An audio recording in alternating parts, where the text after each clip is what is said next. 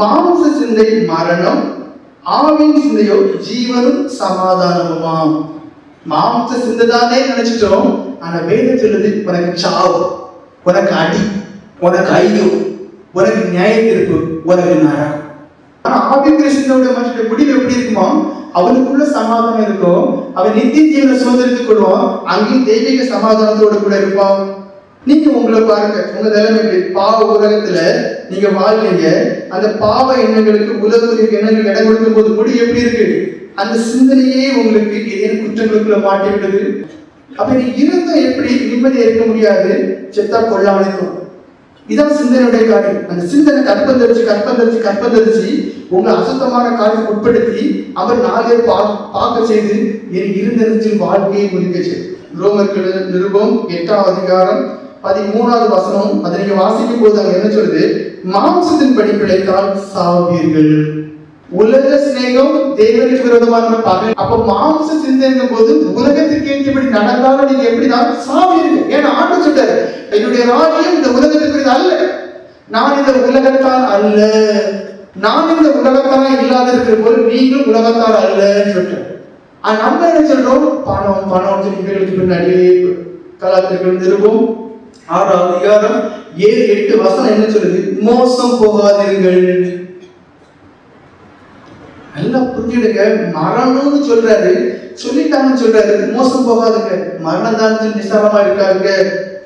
எதை விதைப்பீர்களோ அதையே அறுப்பீர்கள்.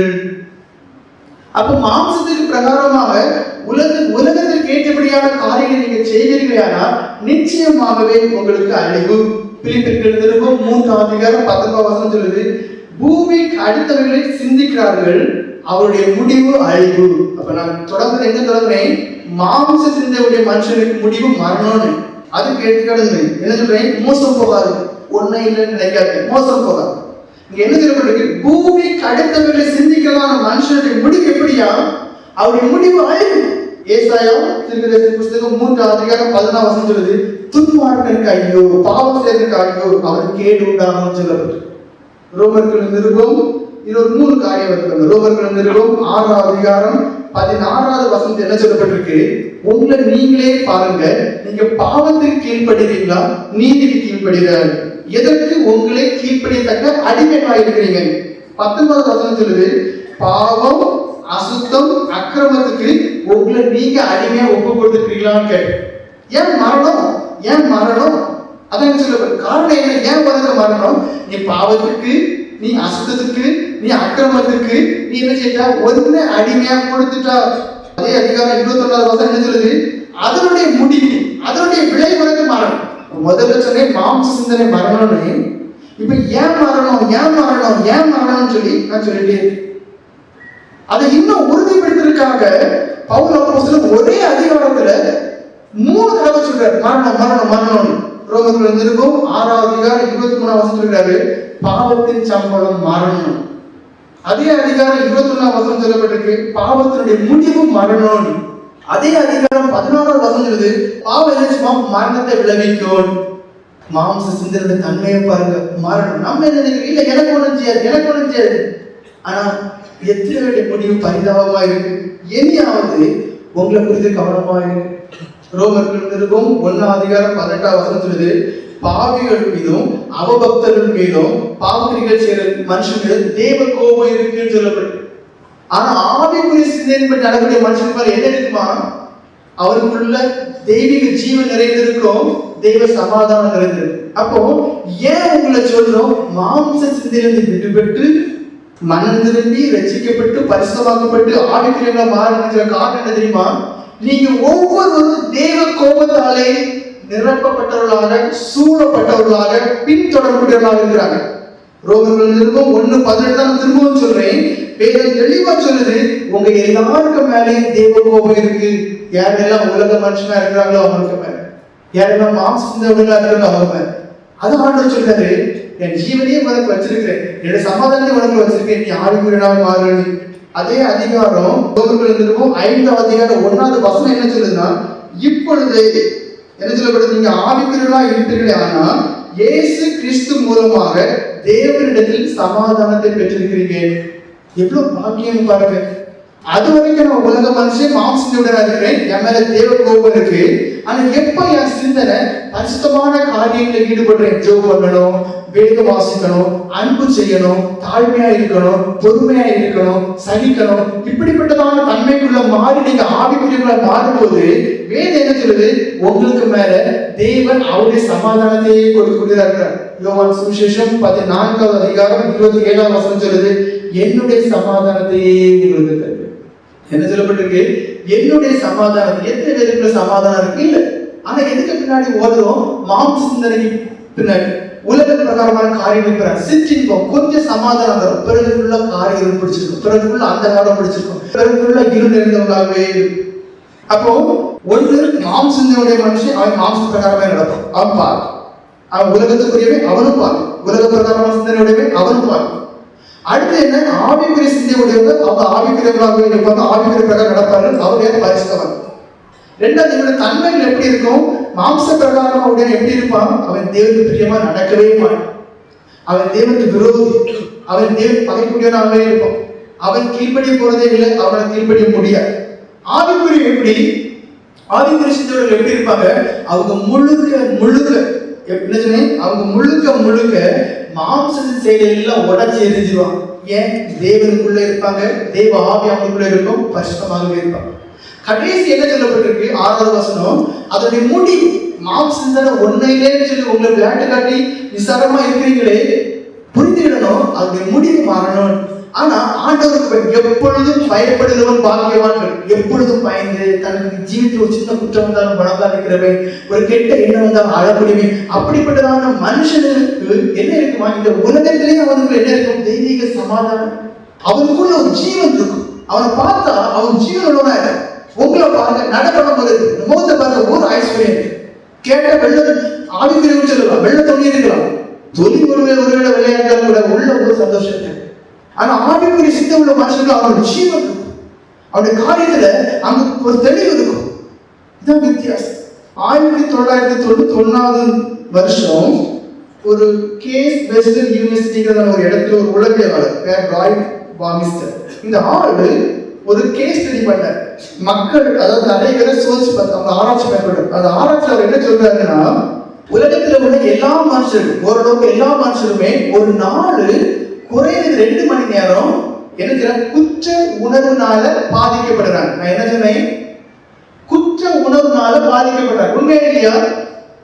உங்களுக்கே தெரியும். எப்படி 40 வயசு இருக்கு, 50 வயசு இருக்கு, இப்பவும் உங்களுக்கு என்ன செய்யும்? சில நேரங்களில் சில எண்ணங்கள் வந்து ஐயோ செய்துட்டு. அதுல அவருடைய ஆராய்ச்சி என்ன சொல்றாரு? குறைந்தபட்சம் 30 நிமிஷமாவது அநேகர் ரொம்ப பாதிக்கப்படுறாங்க, ரொம்ப நெருக்கப்படுறாங்க ஒவ்வொரு நாள். நான் எதுக்கு இங்க சொல்ல வரேன்? இனிமேலும் மாம்ச சிந்தைக்கு இடம் கொடுத்து பாவிகளா இருக்காதுங்க. இனிமேலும் மாம்ச சிந்தைக்கு இடம் கொடுத்து நீங்க என்ன செய்யாதீங்க, நீங்க உலக பிரகாரமா நடக்காது. காரணம் என்ன?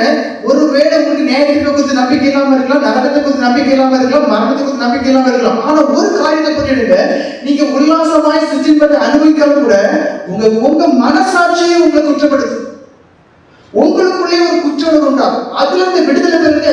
அதுக்கு ஒரே வழி என்ன? நீங்க ஆண்டவர் பக்கமா போகணும். அதான் தேவன் தெளிவா சொல்லிட்டாரு. எப்படி? வாலிபர் என்ன செய்யணும்? தன்னுடைய வாலிப பிராயத்துல கர்த்தரை நினைக்கணுமா? உன் சிருஷ்டிகரை நினைக்க. அர்த்தம் என்ன? வாலிப பிராயத்திலே நீ ரட்சிக்கப்பட்டுடணும்.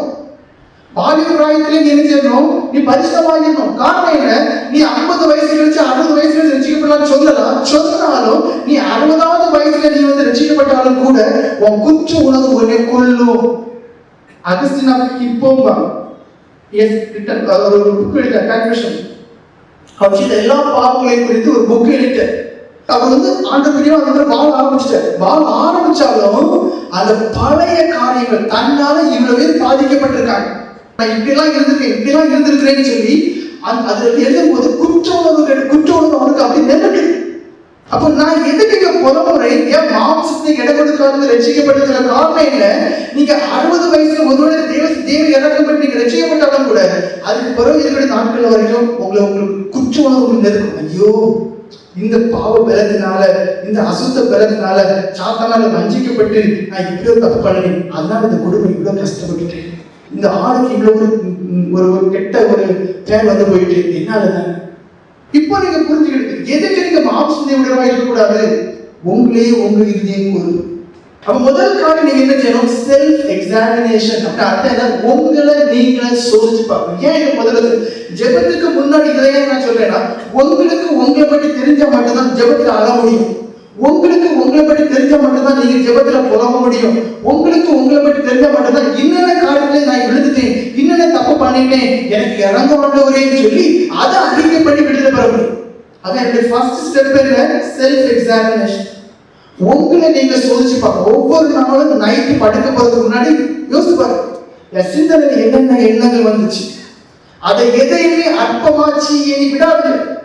ஏன்னா உங்க சிந்தனை நீங்க விட்டீங்கன்னா உங்க சிந்தனை உங்களை கொல்லும். அப்ப சின்ன எண்ணம் வந்தாங்க, 10 மணிக்கு இந்த ஆட்டோட்ட பேசிட்டு இருக்கும்போது எனக்கு அறியாத ஒரு கெட்ட எண்ணம் வந்துச்சு, அவனுக்கு விரோதம் ஒரு எண்ணம் வந்துச்சு. அப்போ சாயங்காலம் நைட் நேரம் அழணும், புலம்பணும், கண்ணீர் வெடிக்கணும். அப்படி உங்களை நீங்க சோதிச்சு பார்த்தா மட்டும்தான் உங்களை பற்றி தெரியும். அப்படி தெரிஞ்சா மட்டும்தான் நீங்க கண்ணீரோட ஜெபம் பண்ண முடியும். அதான் வேதம் சொல்லுது, உங்களை நீங்கள் உயிர்த்து சோதித்து ஆராய்ந்து அறியுங்கள். நான் என்ன சொன்னேன்? சும்மா தப்பு வந்து அப்படி இல்லை. உங்களை நீங்கள் உயிர்த்து சோதித்து ஆராய்ந்து அறியுங்கள். அப்ப முதல் காரியம் நீங்க என்ன செய்யணும்? ஒவ்வொரு நாளும் பரிசுத்தவானாய் வாழ விரும்பக்கூடிய ஒவ்வொருவருக்கும் நான் சொல்லக்கூடியதான தேவ சமூகத்துக்கு முதல் காரியம் நீங்க செல்ஃப் எக்ஸாமினேஷன், உங்களை நீங்களே சோதிச்சு பார்க்கணும். அடுத்த காரியம் தான் ஜெபம். அடுத்த என்ன? ஜெபம். ஏன் அடுத்த காரியம் தான் ஜெபம்? அப்பதான் அந்த ஜெபத்துல ஒரு உயிர் இருக்கும். இல்லைன்னா என்ன? பயங்கர அனுபவம் போல எப்படி ஒரே அந்நிய பாசையும் ஒரே ஸ்தோத்திரமும் அடுத்து ஸ்தோத்திரம் தேவையில்லை, ஒரு அந்நிய பாசம் தேவையில்லை. நீ உனக்குள்ள 9000 குற்றம் இருக்கு, அதை கண்டுபிடிச்சு சிந்தனை விடுதலை. இப்போ முதல் காரியம் செல்ஃப் எக்ஸாமினேஷன். அடுத்து என்ன? ஜெபம். இந்த ஜெபத்தை குறித்தான விசுவாசம் உங்களுக்கு வேணும். வேதத்தில் பிலிப்பியர்கள் நிருபம் 4 அதிகாரம் 6-7 வசனம் என்ன சொல்லுதுன்னா, நீங்க ஒவ்வொன்றுக்கும் எழுதி விடாது, கவலைப்படக்கூடாது. என்ன செய்யணுமா? விசுவாசத்தோடு தேவத்தை அறிக்கப்படும். இப்ப இதுவரைக்கும் நீங்க மாம்சத்தோடலாம் இருக்கிறீங்க, நிச்சயப்பட்டேன்னு சொல்லலாம், ஆவிக்குரியன்னு சொல்லலாம். ஆனா எனக்குள்ள மாம்ச சிந்தனை இருக்கு, உலக சிந்தனை இருக்கு, உலக எண்ணங்கள் இருக்கு. அப்ப என்ன செய்யணும்? விசுவாசிங்க. ஆண்டவரே சொல்றாரு, நீ ஒண்ணுக்கு கவலைப்படணும், ஆனா என்னிடத்துல எல்லாம் அறிக்கப்படும், இனி மறைக்காம அறிக்கப்படும். வேதம் சொல்லுது, தெய்வ சமாதானம் உங்களை நிரப்பும். அப்ப நீங்க ஆவிக்குரியங்களா மாறி விடுவிக்கப்படுவீங்க. 34 சங்கீதம் 10 வசனம் சொல்லுது, கர்த்தரை தேடுகிறதுக்கு ஒரு நன்மையும் குறைபடுறது. அப்ப ஜெபத்தெல்லாம் தேட முடியும். அப்ப நீங்க விசுவாசிக்கணும். இவ்வளவு நேரம் நான் சொன்ன காரியங்களை எல்லாத்துலயுமே நீங்க நானும் உண்டியா என் நிலவ பரிதாபையா சொல்லலாம், சந்தோஷமா ஏற்றுக்கிடுங்க. ஆனா அதோட முடிக்க கூடாது. ஏன்னு என்ன வேணும்? விசுவாசம். எனக்கு விடுதலை எனக்கு விடுதலை. ஏன்னா என் தேவன் சொல்லிட்டாரு, நீ என் பக்கமா வா. வருத்தப்பட்டு பாரசமாக எல்லாரும் இந்த வாழ்க்கை வருத்தம் என்ன? வீடு எழுதி போச்சு, என் பிள்ளைக்கு யூனிவர்சிட்டி கிடைக்கல, அந்த வருத்தம் இல்லை. ஆத்மீகத்தை குறித்த வருத்தம். என்னால முடியல, மாம்சத்தை தான் எனக்கு இருக்குது, இப்படி வருத்தம் இருக்கா, அவரிடத்துல போங்க. தேடுகிறதுக்கு ஒரு நன்மையும் குறைபடுறதுல நிச்சயமா என்ன செய்வாரு? அவர் என்ன செய்வாரு? உங்களை விடுவிப்பார். பழைய பாடல்கள் என்ன சொல்லப்பட்டிருக்கு? கொள்ளிவாய் சர்ப்பம் கடிச்சு எல்லாருமே இறப்பாங்க, உயிர் போகும். ஆனா என்ன சொல்லப்பட்டிருக்கு? அந்த பாம்பு அந்த வடிவத்துல ஒன்ன உருவாக்கி வை, அதை பார்க்கிறவங்களுக்கு ஆச்சரியமா இருக்கு. ஏன் விஷம் உள்ள ஏறுது? நீங்க புரிஞ்சு உங்களுக்கு விசுவாசம் உண்டாகிறதுக்காக நான் சொல்லக்கூடிய காரியமாகும். உங்களுக்கு விசுவாசம் உண்டாகிறதுக்காக நான் சொல்லக்கூடிய காரியம். பாம்பு கொத்துது, செத்துட்டே இருக்காங்க. மோச சொல்றாரு, இந்த வெண்கல சர்ப்பத்தை யார் எடுத்து பார்க்க நாம் பிழைப்பான். என் வெண்கல சர்ப்பம் அதுக்கும் எனக்கும் ஒரு தொடர்பு இல்லை, அது ஒரு மருந்தே இல்லை, ஒட்டு கொட்டாது. அது எங்கேயோ இருக்கு, என் கண்ணுதான் பார்க்கும் போது மனுஷன் ரத்தத்தை ஒரே அடைக்கக்கூடியதாக அந்த விஷயம் என்ன ஆகுது? தன்மை செயல் உயிரோட இருக்க முடியுது. ஏன் சொல்ல வரேன்? அதே போன்று அதை விட அதிகமாக உங்களுடைய பாவங்களை உங்களுக்கு அகற்றுவதற்காக, உங்களிடத்தில் இருந்து எல்லா பாவத்தையும் சாபத்தை அகற்றுவதற்காக அவர் அடிக்கப்பட்டார். யாரு? இயேசு கிறிஸ்து. எப்படி இயேசு கிறிஸ்து அடிக்கப்பட்டார்? அவர் நொறுக்கப்பட்டார். நம்ம எல்லாரும் பார்க்கிறத மாட்டு சிலுவையில அறையப்பட்டு இப்படியே கைகளை விரித்துட்டு இருக்கிறாரு. இப்ப என்ன சொல்றாரு? என் மனுஷன் அவிசுவாசத்தோட குப்பையில, உன் சந்தேகத்தோட குப்பையில, உன் சுய பிரயாசத்தோட குப்பையில பாம்பு கடிச்சு ஆகும்போது முதல் தள்ளிட்டு இருக்கும்போது இப்படி பார்க்கும்போது அவருக்கு உடனே உயிர் கிடைக்கும். அதை காட்டிலும் வல்லமை அதிகார தேவன் நானே சிலுவையில் இருக்கேன், என்ன நீ நோக்கி பாரு, உனக்கு மன்னிப்பு உண்டு, உனக்கு விடுதலை உண்டு, உனக்கு ஆவிக்குரிய சிந்தனை உண்டுன்னு சொல்லுங்க. விசுவாசம் தான் முக்கியம். நீங்களும் நல்ல கத்து ஜெபம் பண்ற, ஆனா விசுவாசம் இல்லை. புரிஞ்சுடுங்க, பாம்பு வெண்கலம் அதை பார்க்கும் போது நோக்கத்தில் இருக்கிறவனுக்கும் சோதனை. ஆண்டவர் சொல்லு, அதை உருவாக்குன தேவனே நானே. என் மேல உங்களுக்கு விசுவாசமே வேதனைப்படுறாங்க, உங்களை பார்த்து வேதனைப்பட விசுவாசமே இல்லை. என்ன நோக்கி பாருங்க. அப்ப நீங்க என்ன செய்யணும்? ஜெபத்துல விசுவாசம் உள்ளவங்களா இருக்கணும். 116வது சங்கீதம் 8வது வசனம், என் ஆத்மாவை மரணத்துக்கும் தேவன் கேட்டு அந்த ஆத்மா மரணத்தையே விடுவிக்கிறார். அதுக்கப்புறம் கண்ணீர் தேவையில்லை. உங்க வாழ்க்கையை நீங்க பாருங்க, நீங்க பாவம் செய்யாம இருக்க நீங்க பிரயாசப்பட. நீங்க அழுதுக்கு ரொம்ப கெட்டிக்காரங்க. எதுக்கு அழுதுங்க? தப்பு பண்ணுறவங்க குற்ற உணர்வு அழுதுங்க. நான் என்ன சொல்றேன், என் தப்பு பண்ணாமலே வாழ்றதுக்காக அழுது. காரணம் என்ன? ஒரே ஒரு காரணம் தான். உங்களுக்கு விசுவாசம் வேணும். பாவம் செய்யறதுக்கு முன்னாடி என்ன செய்ய? பாவமே செய்யாத ஒரு வாழ்க்கை உள்ளவனா மாறனாண்டவர் என்னை கழுவும், என்னை சுத்திகரியும், புடமிடும், உடைந்து உருவாக்கி என்ன சுத்தம் பண்ணாலையும் அதுக்கு கழிவு இருக்காது. நான் என்ன சொல்றேன், அதுக்கு ஒரு கழிவு இருக்காது. நம்ம என்ன செய்யறோம்? கழிவோடே வாழ்ந்துட்டு கீழே விழுந்துட்டேன்னு சொல்றோம். அதுக்கு ஒரு அழுகிறோம். வாழ்க்கை ஃபுல்லா 30 வருஷம் விசுவாசி 30 வருஷம் ஆடுவோம், 20 வருஷம் விசுவாசி 20 வருஷம் ஆடுவோம், 10 வருஷம் விசுவாசி 10 வருஷம் ஆடுவோம். நான் என்ன சொல்றேன் தெரியுமா? ஒரே ஒரு அழுங்க. எதுக்கு அழுங்க? கழிவு மாறுறதுக்காக, இறுதி சுத்தாடுறதுக்காக, ஜென்ம சுபம் மாறுறதுக்காக, புது மனுஷனாக மாறுறதுக்காக. அதுக்கு அழுங்க. அதுக்கு நீங்க அளவிட தேவையில்லை. என்ன சொல்லப்பட்டிருக்கு? என் ஆத்மாவை மரணத்துக்கும் என் கண்ணை கண்ணீருக்கும் என் காலை இடருக்கு தப்பு வைத்தது. இது எப்படி? ஜெபத்தின் விளைவாக 16வது வசனம், அதே அதிகாரம் 16வது வசனம் கடைசி பாருங்க, என் கட்டுகளை அவிழ்த்து விட்டீர். ஜெபம். இப்போ உங்களை அந்நியருக்கு எப்படி விட்டு இருக்கீங்க? சிந்தனையினாலே கட்டப்பட்டவர்களாக, பாவத்தினாலே கட்டப்பட்டவர்களாக, அசுத்தத்தினாலே கட்டப்பட்டவர்களாக, சிற்றின்பத்தினாலே கட்டப்பட்டவர்களாக. வேதம் சொல்லுது, என் கட்டு அவிழ்த்தீர். அவர் ஜீவனமும் இருக்கிறார். 16வது வசனம் கடைசி பாருங்க. ஆனா இதுக்கு எப்படிப்பட்ட ஜெபம் தேவை? 18, 19 வசனம் சொல்லுது, பொருத்தனைகளை பண்ணுகிறேன் அதை நிறைவேற்றுகிறேன். என்னதுனே? பொருத்தனைகளை பண்ணுகிறேன் அதை நிறைவேற்றுகிறேன். அதிகாரம் 4வது வசனம் சொல்லுது, நான் மெலிந்து போனேன் அவர் என்னை ரட்சித்தார். அர்த்தம் என்ன தெரியுமா? இந்த விடுதலைகளை அடைந்தவரையும் தன்னையே ஒடுக்கி, நான் என்ன சொன்னேன்? தன்னையே ஒடுக்கி, ஆண்டவரே ஆண்டவரே சொல்லி தன்னையே ஒடுக்கி அந்த மனுஷன் காணப்பட்டார். எப்படி? மெலிந்து போனேன் அவர் என்னை ரட்சித்தார். அப்போ உங்க ஜெபம் எப்படிப்பட்டதா இருக்கணும்? விழுந்த பிறகு. எப்படி? விழுந்த பிறகு நான் விழுந்துட்டு ஆண்டவரேன்னு சொல்றது இல்லை.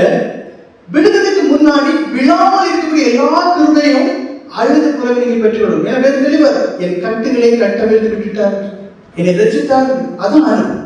எனக்கு மாம்சம் வருது இல்லை, ஆவிக்குரிய சிந்தி அவன் உருவாக்கி வச்சிருக்கிறாரு. அப்ப அதுக்காண்டி அழுங்க. அப்போ 2 காரியம் சொல்லு. ஒன்னு செல்ஃப் எக்ஸாமினேஷன், உங்களை நீங்க சோதிச்சு பார்க்கணும். அப்ப இன்னும் அதிகமா கண்டுபிடிக்கலாம். அடுத்த ஜெபம். இந்த ஜெபத்தோடு கூட நீங்க தியானத்தை வைக்கணும். என்ன தியானம் தெரியுமா? ஆண்டு பாடுகளை ஒவ்வொரு நாளும் குறைஞ்சது 10 நிமிஷம் தியானிக்கணும்.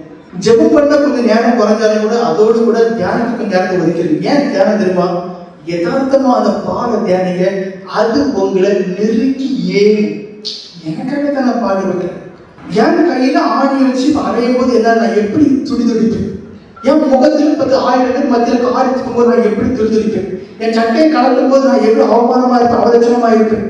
அப்படி அந்த பாடையும் உங்களையும் ஒப்பிட்டு பாருங்க, உங்க இறுதியை சேர்த்து, உங்க இறுதி அப்படியே பொட்டியும். நீங்க அப்படியே இதுவரைக்கும் விருப்பப்படி சிற்றின்பங்களும் உலகத்தை எல்லாத்தையும் வெறுத்துறீங்க. அதான் தியானம் முக்கியம். நான் தியானிக்கையிலே என் இருதயம் அடர்மூண்டது. உங்களுக்கு தெரிஞ்சதெல்லாம் ஒரு கத்தி ஒரு ஜெபம் பண்ணும். தியானம் உங்க வாழ்க்கையில சீரும். பொறுமை ஒரு இடத்துல இரு, இல்ல மனங்கள் தியானிக்கும். அந்த ஒவ்வொரு ஆணியையும் உங்க உடம்புல யாரு, அந்த முள்முடி உங்க உடம்புல யாரு, அந்த சாட்டவார உங்க உடம்புல யாரு. அப்படி நீங்க அதை பண்ணி பாருங்க. அது இறுதியை வெடிச்சு போ. இப்படிப்பட்ட பொய்க்காக கண்ணத்துல ஓங்கி அடிச்சாங்களா? முகத்தில் கோலால் அடித்தாலும். இப்போ முகத்துல கம்பு அடிபடுது, கம்பு அடிக்கிறாங்க. எதுக்கு? பொய். மாம்ச சிந்தை குறித்து நிறைய பேசு. அதான் என்ன? முள்முடி. அது ஒவ்வொரு நறுக்கு குத்தும் போது எப்படி இருக்கும்? தியானிக்கும் போது அந்த மாம்ச சிந்தை அப்படியே சாப்பிடும். 3 காரியம். அடுத்து என்ன? பரிசுத்த ஆவியானவரை கண்டிப்பா நீங்க பரிசுத்த ஆவியானவர் ஒரு மனுஷன் பெறாம எனக்கு மாம்சம் போகணும் அது நடக்காது. ரோமர்கள் நிருபம் 7ஆம் அதிகாரம் 24ஆம் வசனம் என்ன சொல்லுது? நான் நிர்பந்தமான மனுஷன், இந்த மரண சரீரத்திலிருந்து என்னை விடுவிக்கிறவன் யாருன்னு சொல்லுது. ரோமர்கள் நிருபம் 8ஆம் அதிகாரம் 9ஆம் வசனம் சொல்லுது, தேவனுடைய ஆவி உங்களில் வாசமாக இருந்தால் நீங்கள் மாம்சத்துக்கு உட்பட்டவராய் இல்லாமல் ஆவிக்கு உட்பட்டவராய் இருப்பீர்கள்.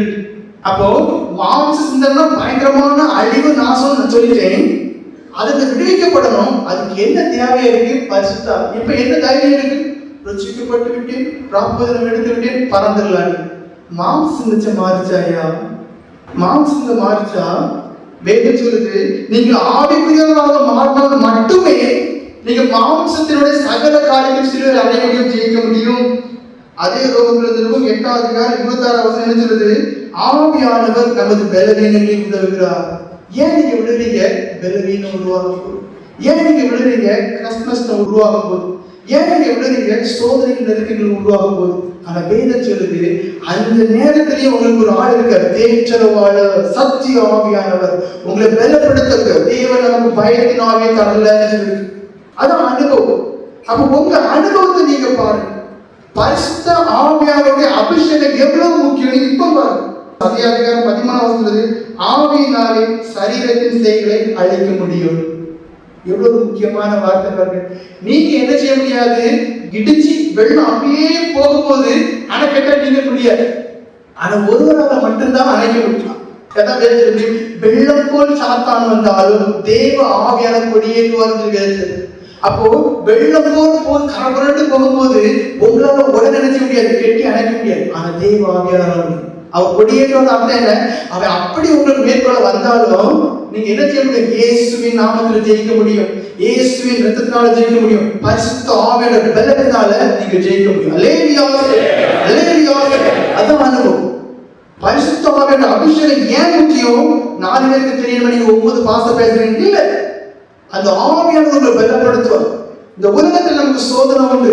சாத்தானுக்கு என்ன சொல்லப்பட்டிருக்கு? அக்னி அஸ்திரங்களை எய்ய முடியும். அவன் இடைவிடாமல் எய்திட்டே தான் இருக்கும். ஒரு அவிசுவாச சிந்தனை போட்டுருவான், ஒரு இச்சைக்குரிய சிந்தனை போட்டுருவான், ஒரு சந்தேகமான எண்ணங்களை போட்டுருவான், எப்படியும் குழப்ப பார்ப்போம். விசுவாசம் என்னும் கேடகம். இதெல்லாம் யாருடையது? ஆவியானுடையது. ஆவியானுடைய அந்த தனிகளுடைய ஆவியானுடைய காரியம். ஆவியானவர் உங்களுக்கு இருக்கும்போது உருவாக்குடைய காரியம். யோவான் சுவிசேஷம் 6ஆம் அதிகாரம் 63 64 வசனம் சொல்லுது, ஆவியானவர் மட்டுமே உயிர்ப்பிக்கக்கூடியவர். இப்ப ஏன் உங்களுடைய வாழ்க்கை செத்ததா இருக்கு? ஏன் ஒரு உயிர் இல்ல? ஏன் ஜீவன் இல்ல? பரிசுத்த ஆவியானவர் இல்ல. எத்தனை பேர் அந்நிய பாஷைக்கு இடம் கொடுத்து ஜெபம் பண்றீங்க? தீமோத்தேயை பார்த்து பவுல் சொல்றார், ஏன் நான் உனக்கு தலையில கை வச்சேனே, அப்பவே உனக்கு சில வரங்கள் இருக்குதியா, நீ என்ன செய்யல? அதை அனல்மூட்டி பெற்றுக்கொள்ளல. எதையாவது அனல்மூட்டி பெற்றுக்கொள்ளுங்க.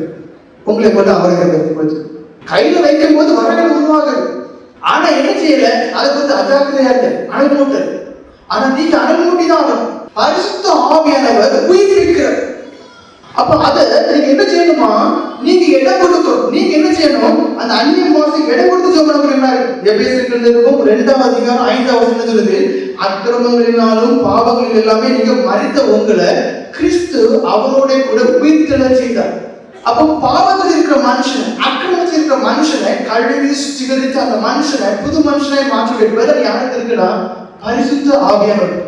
அதனால பாருங்க 120 பேர் ஆள் எழுதுறாரு.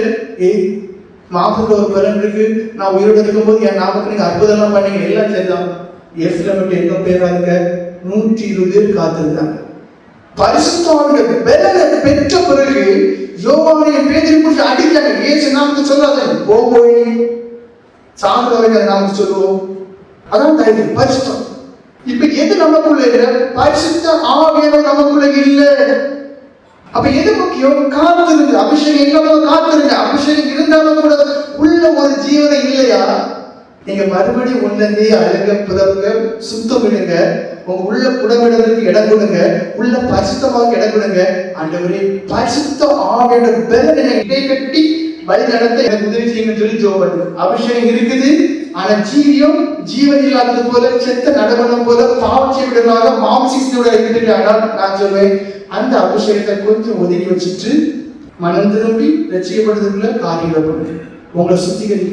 பரிசுத்தோட பலன் வரும்போது நீங்க புது மனுஷனா இருப்பீங்க. எல்லா ஆசீர்வாதமும் உங்களுக்கு இருக்கும். எபேசியர்கள் 1ஆம் அதிகாரம் 3ஆம் வசனம் சொல்லுது, ஆவிக்குரிய சகல ஆசீர்வாதங்களால் நம்மை ஆசீர்வதித்திருக்கிறார்.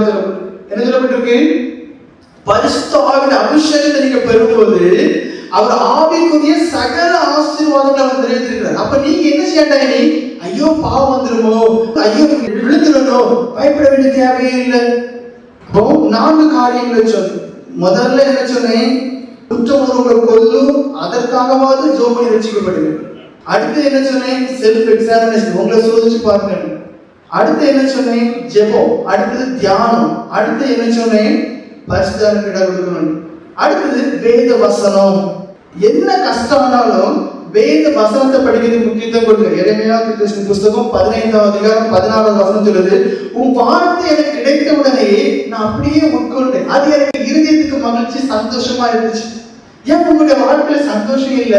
வேத வசனத்தை விசுவாசிக்கல, அந்த வேத வசனத்தை ஆவலோடு படிக்கல, படிக்கக்கூடிய வேத வசனத்தை இருதயத்துல வைத்து ஞாபகப்படுத்தி மனப்பாடம் பண்ணி சிந்தனையில வைக்கக்கூடியதான் அந்த வசனத்தின்படி கை கொண்டு நடக்கல. அப்போ உங்களுடைய வாழ்க்கையில என்ன இல்ல? எதையுமே சொன்னது போல எனக்குள்ள சந்தோஷம் இருக்கின்றன, மன மகிழ்ச்சி இருக்கின்றன, அது எதுவுமே உங்களுக்கு வேதத்துக்குள்ள தேவன் மன மகிழ்ச்சி வச்சிருக்காரு. வேதத்துக்குள்ள தேவன் என்ன வச்சிருக்காரு? சந்தோஷம் வச்சிருக்காரு. அதை நீங்க கை கொண்டு நடக்கும் அறியாமலேயே ஒரு சந்தோஷம் இருக்கும். 1ஆம் சங்கீதம் 1-2 வசனங்களை நீங்க வாசிப்பேன். என்ன சொல்லப்பட்டிருக்கு? அது உங்களுக்கு புத்தி சொல்லுது, ஆலோசனை சொல்லுது. எப்படி பரிகாசக்காரர் இருக்கிற இடத்துல பெயராது, பாவியன் நடக்கிற இடத்துல பெயராது, இப்படி எல்லாம் உங்களுக்கு புத்தி சொல்லுது. வேத வசனத்தின் மீது தாழ்வுள்ளவங்களா இருக்கு. அடுத்த காரியம் விசுவாசம். விசுவாசம் நமக்கு தெரியும், நம்பக்கூடாதவர்கள், காணக்கூடாதவர்கள், நிச்சயம், உறுதி. நான் அதை பற்றியே சொல்லுவேன். நான் இந்த ஒரு விசுவாசத்தை தான் சொல்லுவேன். கொலோசியர் நிருபம் 1ஆம் அதிகாரம் 27ஆம் வசனம். அது என்ன சொல்லுது? கிறிஸ்துவானவர் மகிமையின் நம்பிக்கையாக உங்களுக்குள் இருப்பதே அந்த ரகசியம். நான் இப்ப என்ன சொன்னேன்? ஒரு ரகசியத்தை சொல்றேன். அது என்ன ரகசியமா? உங்களுக்குள்ள தேவன் இருக்கிறார்.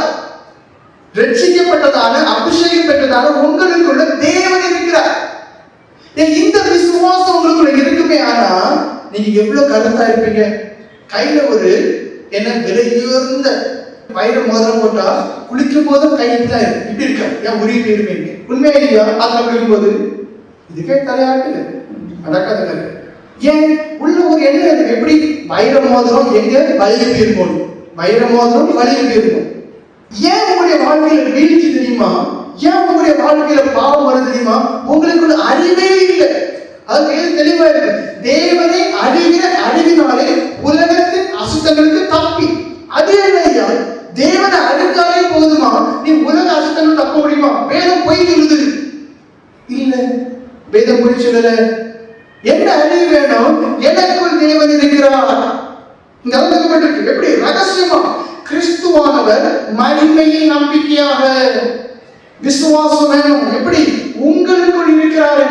அப்ப எனக்குள்ள விலையேறப்பட்ட ஒரு பொக்கிஷம் இருக்கும் போது நான் மனுஷனை பிரியப்படுத்த மாட்டேன், நான் உலக சிக்கலுக்கு நிற்ப மாட்டேன். காரணம் என்ன? எனக்குள்ள தேவன் இருக்கிறாரு, நான் அவரை துக்கப்படுத்த மாட்டேன்.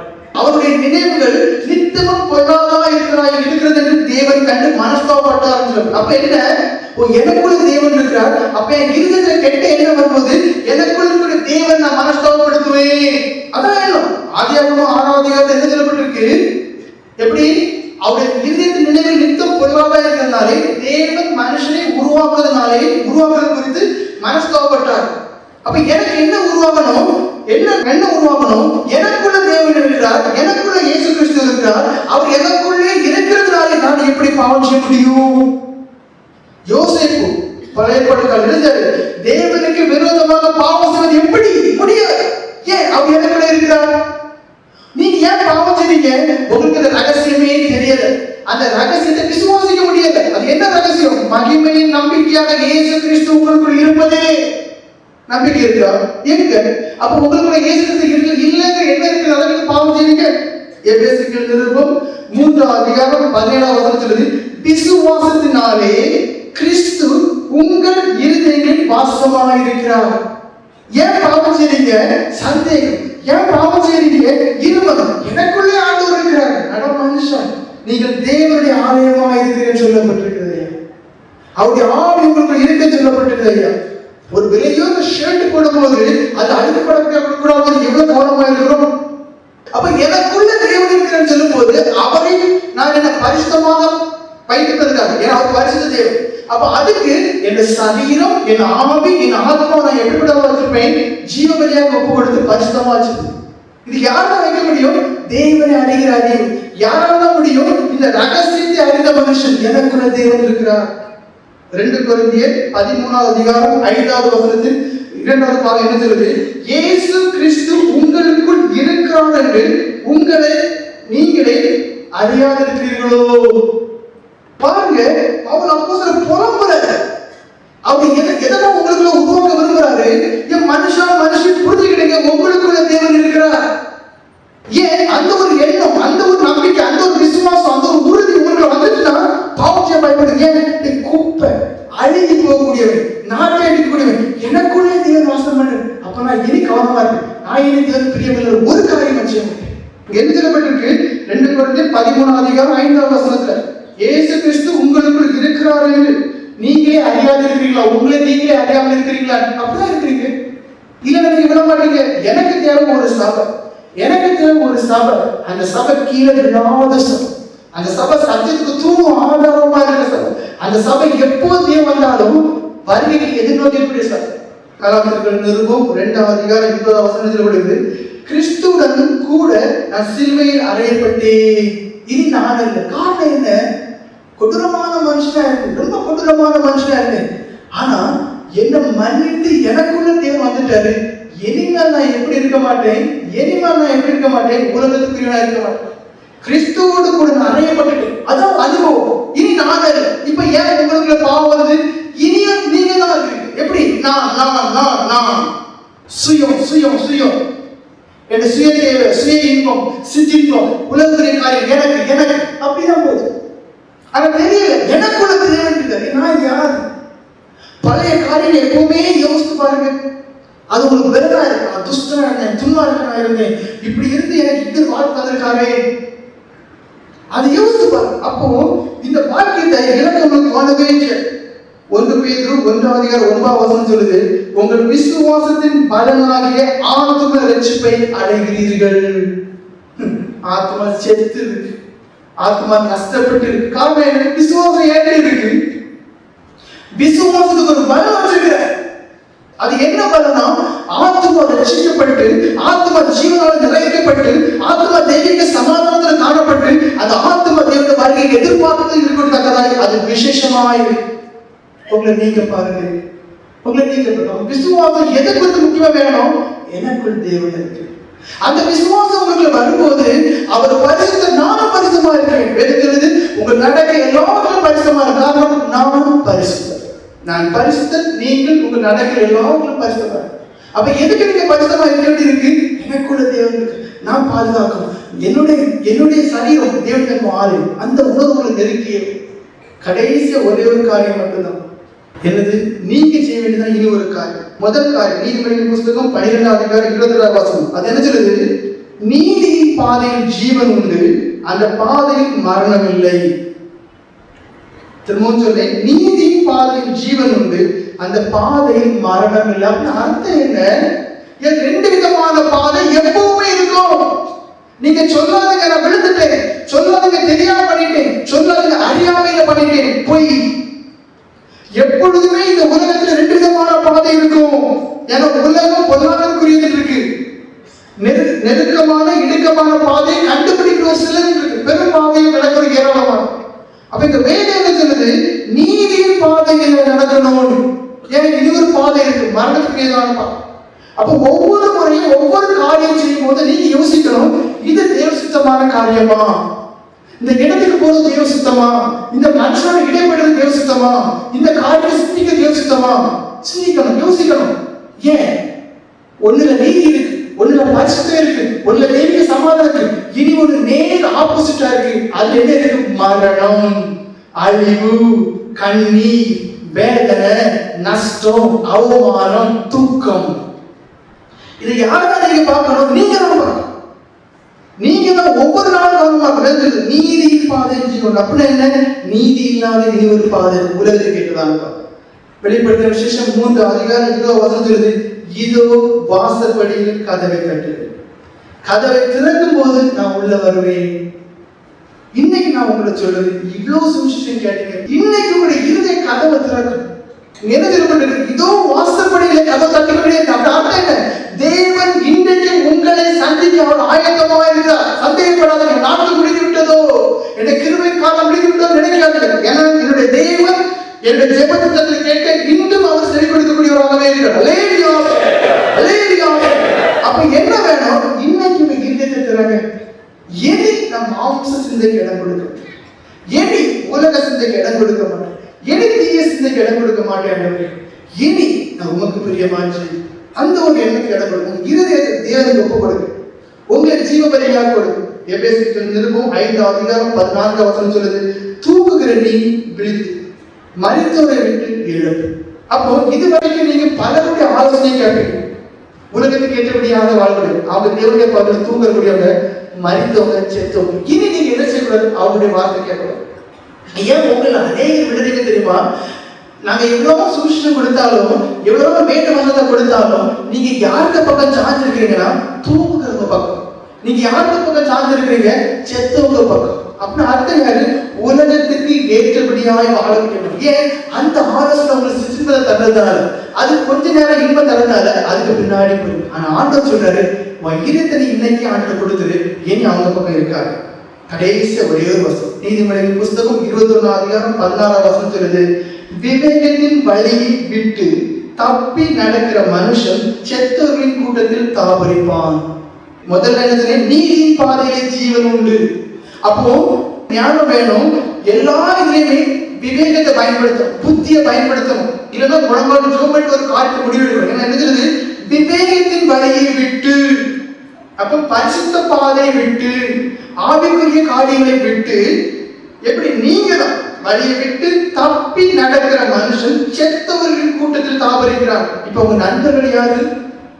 செத்தவர்களின் கூட்டத்தில் தான் நீங்க இருக்கீங்க. நான் சொல்ற ஆலோசனை கஷ்டமா இருக்கும். யாரோட செத்தவங்க? உலகத்துக்கு ஏற்றவங்க. யாரோட செத்தவங்க? சாத்தானாலே பிடிக்கப்பட்டவர், பொய்யனும் பொய்தான பிசாசாலே பிடிக்கப்பட்டவர். உங்களை நீங்களே சோதிச்சு நிறைய காரியங்களை சொல்லு. எல்லாத்துக்கும் அடிப்படை ஒன்னே ஒண்ணுதான், மாம்ச சிந்தை உங்களை கொல்லு. மாம்ச சிந்தை உங்களை கொல்லு.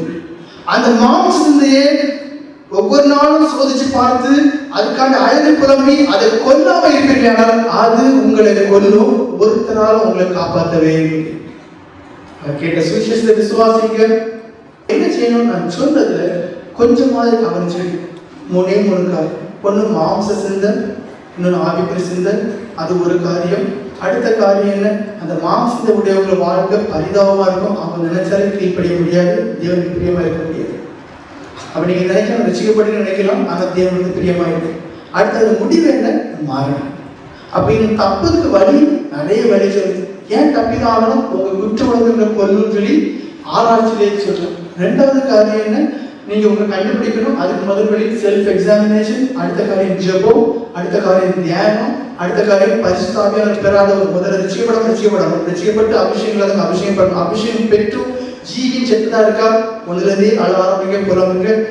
அடுத்து இந்த பசங்க அபிஷேகத்தை பெறணும். அதனால மட்டும்தான் ஆவிக்குள்ள ஜீவிக்க முடியும். அடுத்து என்ன? வேத வசனத்தை தாகத்தோடு படிக்கணும். படிச்சதை இருதயத்தில் வைத்து ஒரு வாழ்க்கை அதன்படி அமைக்கணும். அடுத்து என்ன? விசுவாசம். ஆசிரியர் ஆமென்.